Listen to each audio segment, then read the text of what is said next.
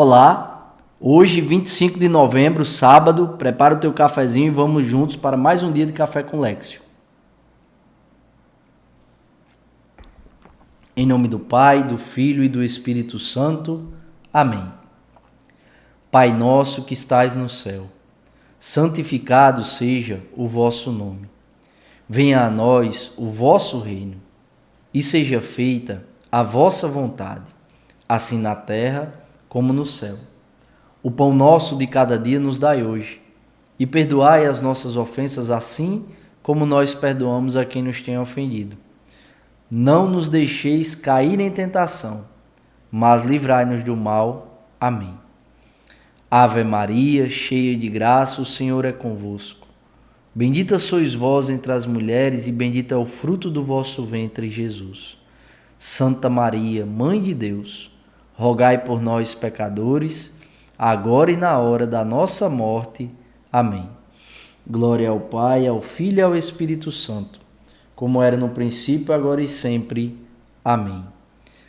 São José, rogai por nós. Continuamos unidos, em nome do Pai, do Filho e do Espírito Santo. Amém. Primeira leitura de hoje, leitura do primeiro livro dos Macabeus, capítulo 6, versículos de 1 a 13.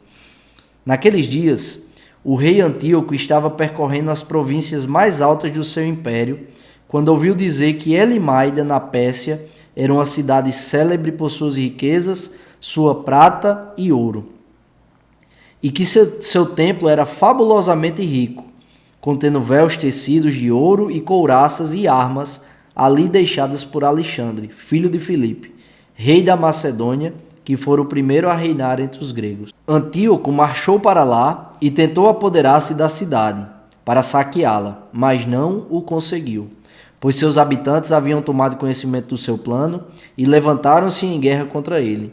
Obrigado a fugir, Antíoco afastou-se acabrunhado e voltou para a Babilônia.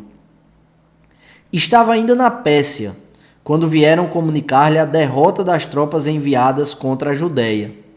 O próprio Lísias, tendo sido o primeiro a partir de lá à frente do poderoso exército, tinha sido posto em fuga. E os judeus tinham se reforçado em armas e soldados, graças aos abundantes despojos que tomaram dos exércitos vencidos. Além disso, tinham derrubado a abominação que ele havia construído sobre o altar de Jerusalém, e tinham cercado o templo com altos muros, e ainda fortificado Bet-sur, uma das cidades do rei. Ouvindo as notícias, o rei ficou espantado e muito agitado. Caiu de cama e adoeceu de tristeza, pois as coisas não tinham acontecido segundo o que ele esperava. Ficou assim por muitos dias, recaindo sempre de novo numa profunda melancolia, e sentiu que ia morrer. Chamou então todos os amigos e disse: o sono fugiu dos meus olhos, e meu coração desfalece de angústia. Eu disse a mim mesmo: a que grau de aflição cheguei, e em que ondas enormes me debato, eu que era tão feliz e amado quando era poderoso. Lembro-me agora das iniquidades que pratiquei em Jerusalém. Apoderei-me de todos os objetos de prata e ouro que lá se encontravam, e mandei exterminar sem motivo os habitantes de Judá. Reconheço que é por causa disso que estas desgraças me atingiram, e com profunda angústia vou morrer em terra estrangeira. Palavra do Senhor, graças a Deus. Então, esse versículo 13, que é o final da primeira leitura, ele explica a essência do que é a consequência do pecado. De quem deliberadamente se põe contra a lei de Deus, que foi o que o rei Antíoco fez. Perceba, ele tentou conquistar uma cidade por ganância e ambição e foi derrotado, obrigado a fugir da batalha. No meio do caminho ele é avisado que perdeu outra batalha de um exército que ele tinha enviado, que foi o que a gente meditou ontem. E a batalha foi perdida porque os judeus venceram a batalha e a abominação, com A maiúsculo, né, a abominação que foi posta no altar sagrado para os judeus, foi derrubada. E aí, no versículo 13, aí ele vive uma profunda angústia de quem é derrotado, de quem se vê fracassado, mas reconheço que é por causa disso que estas desgraças me atingiram, e com profunda angústia vou morrer em terra estrangeira. Essa é a consequência natural do pecado.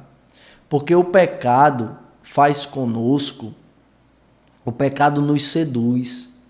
O pecado se reveste de uma beleza que ele não tem. A consequência do pecado sempre será a desgraça. Porque o pecado é exatamente o rompimento com a graça. Então, cedo ou tarde, por causa do pecado, viveremos a desgraça. Padre Léo tinha uma reflexão sobre o pecado muito engraçada. Saudoso Padre Léo, né? Servo de Deus, um homem santo.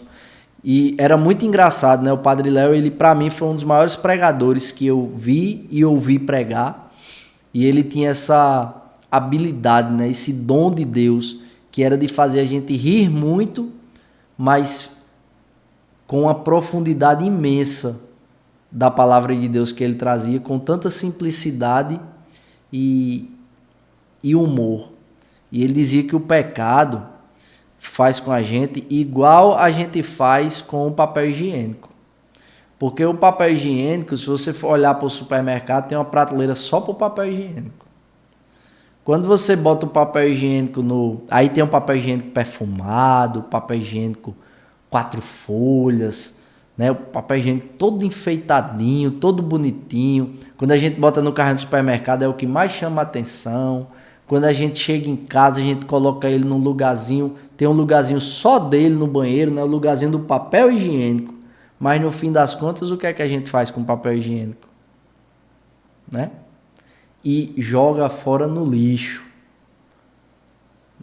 Limpa as nossas sujeiras e joga fora no lixo. E é exatamente o que o pecado faz conosco. O pecado nos seduz, nos trata muito bem, entre aspas, mas a consequência é deixar a gente na lama, na porcaria e depois jogar a gente no lixo. Fazer com que a gente se sinta mal, indigno de recomeçar. O que é uma grande mentira. Porque o Senhor está de braços abertos para perdoar os nossos pecados quantas vezes necessário for. Desde que nós nos arrependamos dos nossos pecados e busquemos verdadeiramente uma mudança de vida. Mas o que acontece com o rei Antíoco é uma prefiguração do que acontece conosco. A consequência natural do pecado é a ruína. A consequência natural do pecado é a angústia. A consequência natural do pecado é o fracasso. O pecado nos seduz, nos ilude, mas nos joga na lama. E cedo ou tarde viveremos literalmente o rompimento com a graça de Deus. Em uma palavra, a desgraça. Portanto, façamos o contrário. Peçamos ao Espírito Santo a graça de romper com o pecado. E não que o nosso pecado rompa com a graça de Deus em nós. O evangelho de hoje, Lucas capítulo 20, versículos 27 a 40. Evangelho de Nosso Senhor Jesus Cristo, narrado segundo São Lucas. Glória a vós, Senhor. Naquele tempo, aproximaram-se de Jesus alguns saduceus que negam a ressurreição e lhe perguntaram: Mestre, Moisés deixou-nos escrito: se alguém tiver um irmão casado e este morrer sem filhos, deve casar-se com a viúva a fim de garantir a descendência para o seu irmão. Ora, havia 7 irmãos. O primeiro casou e morreu, sem deixar filhos. Também o segundo e o terceiro se casaram com a viúva, e assim os 7. Todos morreram sem deixar filhos. Por fim, morreu também a mulher. Na ressurreição, ela será esposa de quem? Todos os 7 estiveram casados com ela. Jesus respondeu aos saduceus: nesta vida, os homens e as mulheres casam-se, mas os que forem julgados dignos da ressurreição dos mortos e de participar da vida futura, nem eles se casam, nem elas se dão em casamento, e já não poderão morrer, pois serão iguais aos anjos. Serão filhos de Deus, porque ressuscitaram. Que os mortos ressuscitam, Moisés também o indicou na passagem da sarça, quando chama o Senhor, o Deus de Abraão, o Deus de Isaque e o Deus de Jacó.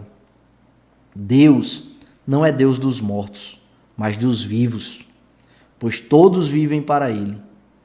Alguns doutores da lei disseram a Jesus: Mestre, tu falaste muito bem, e ninguém mais tinha coragem de perguntar coisa alguma a Jesus. Palavra da salvação, glória a vós, Senhor. Então a primeira coisa aqui é como Jesus, com muita sabedoria, porque é Deus, ele é a própria sabedoria encarnada, responde aos saduceus sobre a ressurreição, sendo que os saduceus são aqueles que negam a ressurreição.